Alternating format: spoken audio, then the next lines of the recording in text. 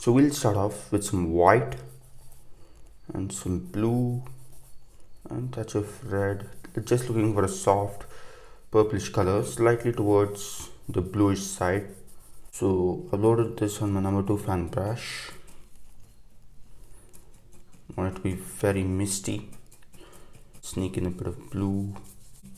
I don't want to have too much of red because I want it to be misty and don't want a whole lot of details and warmth in that. This will be covered with a lot of trees and stuff. And for the purpose of being quick, I'll add in just a bit of water. More of that. And I feel somewhere that this is still a shade above what I want. So in order to lighten that up, I will go ahead with some white color and just make it a bit soft. So now when this is wet,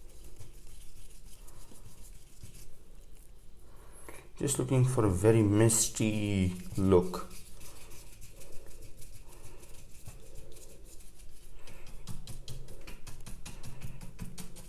Okay, something like that. And just trying to get the textures. And it will be slightly misty over there. And always follow with a reference picture or reference photo. So now I'll just take up some orange and lime yellow and just a touch of red into that just to dull it down. And let's come right over here and just block in that part.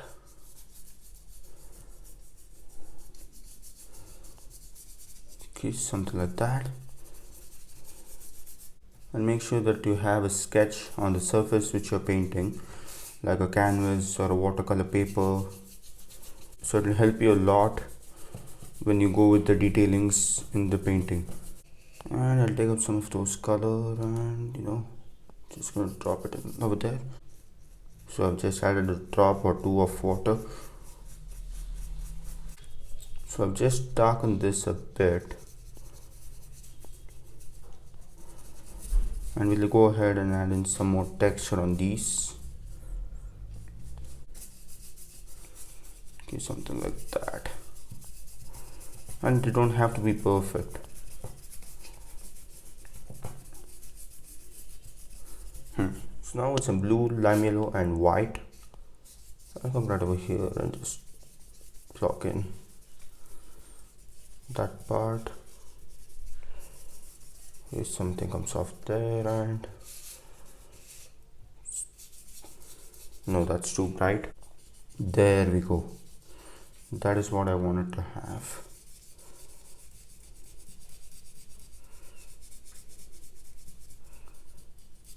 Okay, something out there and just blocking it in, and we'll have a lot of trees coming up. Okay, and this slightly comes off till there and slightly over there too. Be extra careful that slight piece of path. I want to have that to make the painting look professional and make it look interesting.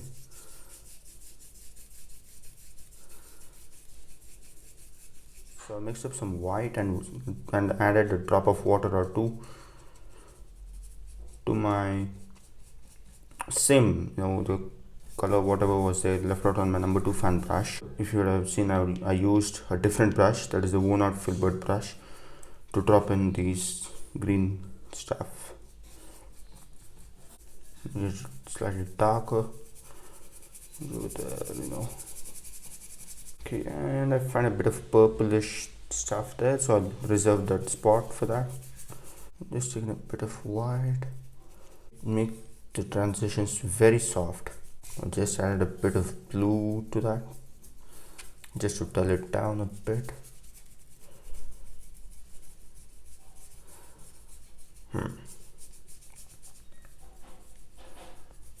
Now I've mixed up very soft purple color and I'll just come right over here and just try to block it in. I'm using the angular brush for this.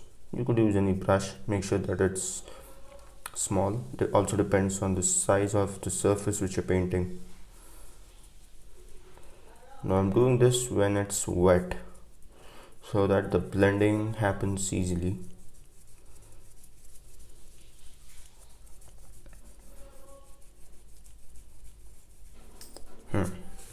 So now I've mixed up orange and lime yellow, and let's come right over here and just drop in some stuff. Okay, just aiming to cover up the watercolor paper as of now, just filling it in. Of course that will not be filled, that is the sky. So now it's in blue, lime yellow and white. I'll come right over here and just drop in some bushes. So I've taken this color towards the bluish side, that literally do it like that. The blue inside the brush is going to come out, and that is what I want. And for the sake of variety, I'll just add in some more bushes there. Maybe it'll be like that over there. And make them very irregular. Skip some spots, and then still I get some green. That's okay. That will make them look distinct. And slightly blend the bottom. So now I've loaded a soft purple color slightly above this shade. And let's drop in some tree trunks, fur of tree trunks. For that I'm using the rigger brush. You could even make use of the liner brush. Yeah, you can thin down the paint. Oh, it's just like that over there, and another one over here. You can add as few or as many as you want. And slightly I'll do it like that to maintain that mistyish effect. And here we'll have something interesting. Do something like that, and then maybe you know, another one's gonna come off there, and then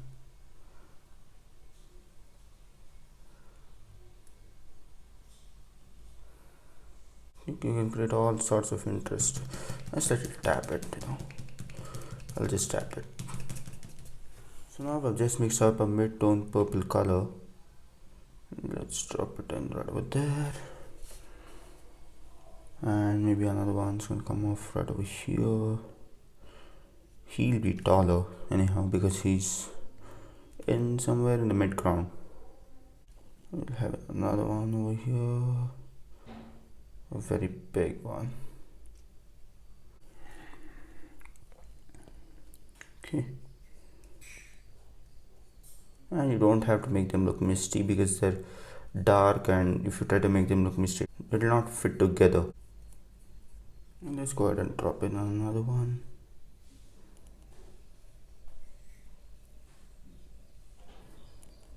Okay, something like that. Don't want to follow any patterns, and don't want them to be too symmetric. Don't want them to be symmetric at all. And maybe we'll have another one just gonna cross like that. Yeah.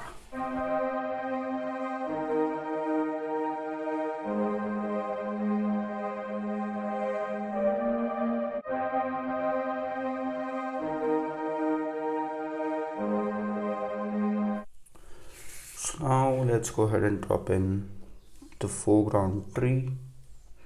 Okay, let me just mark it like that, and then maybe no. Fine, that's gonna go all the way till there, and then yeah, it goes there. He goes.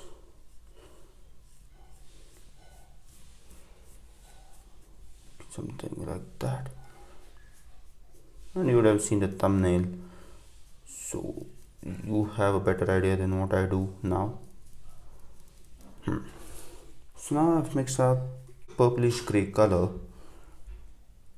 just to bring the transition between the foreground and the midground, we should darken that. Yeah.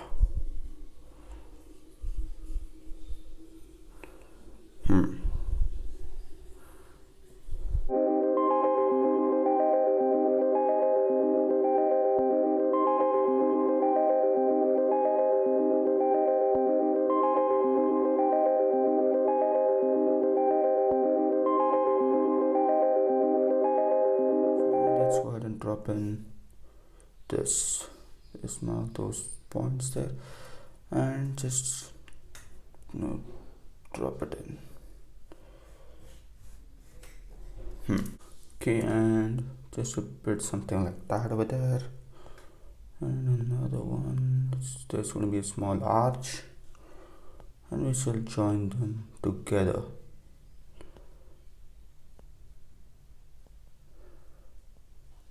Okay, and we shall just develop that.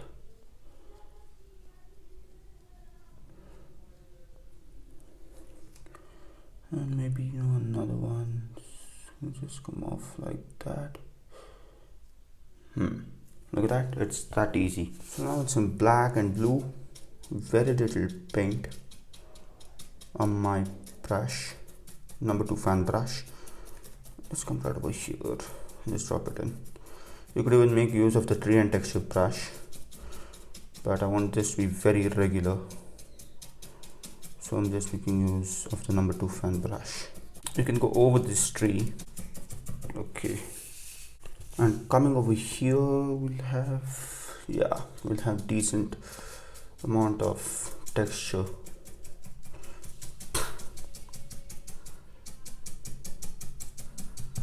I want this to be very dark, just mushing the paint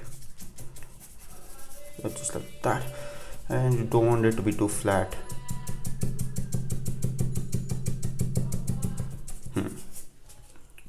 And for these I'll just go ahead and drop in slightly, not too much. I'll drop in some texture slightly over here on these grasses, and on these bushes to green stuff. I'll drop in some over on these two. Look at that. It's very simple and it's that easy. And slide over here too. Let's drop in some texture, whatever colors they're left out on my brush. Let's drop in the texture for this path. Give that connection between these leaves and the path.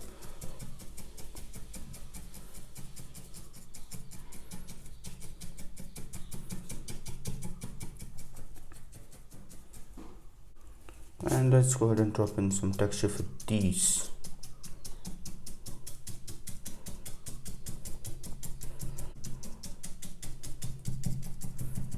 That just like that. And let's go ahead and drop in some highlight for these. Yes, I've changed the color a bit, and that's okay. And I'll just go back and fix this. And in the meanwhile, I'll just drop in some stems or sticks, twigs of these bushes. For that, added some water to that. Just want them to be very regular.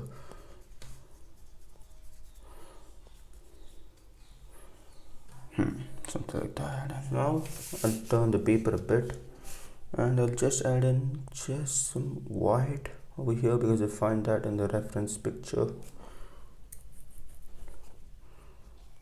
Do something like that, and let me pull it across like that to create that unevenness.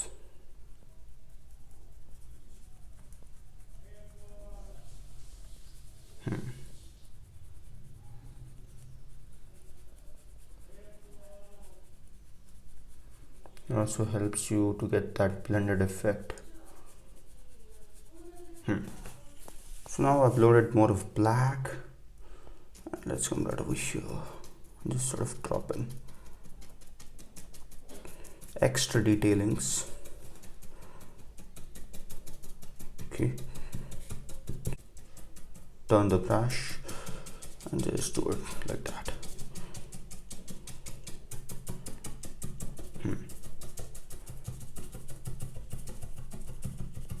And some over here too, below these. And just let the texture of the watercolor paper pick up these things, the texture. Yeah. This, I come to the end of this painting. I hope you've enjoyed it, and thanks for watching.